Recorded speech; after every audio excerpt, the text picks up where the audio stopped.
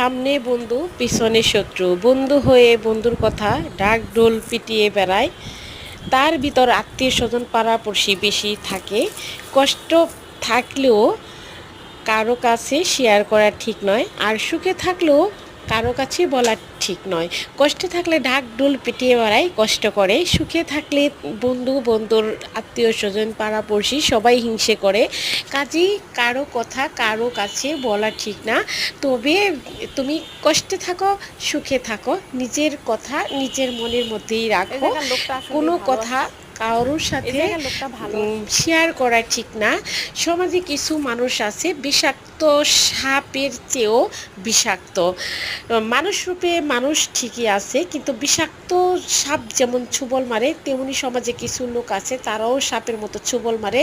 সে বিষাক্ত বিষ যে আক্রান্ত হয়ে পড়ে পুরো ফ্যামিলিতে।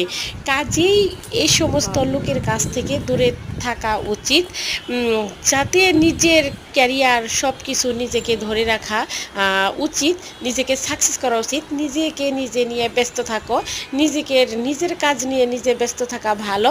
অন্যের এই সমস্ত মানুষের সাথে কথা না বলা, সম্পর্ক না রাখাই বেটার। দুষ্ট লোকের চেয়ে শূন্য গোয়াল অনেক ভালো। কমেন্ট করবেন।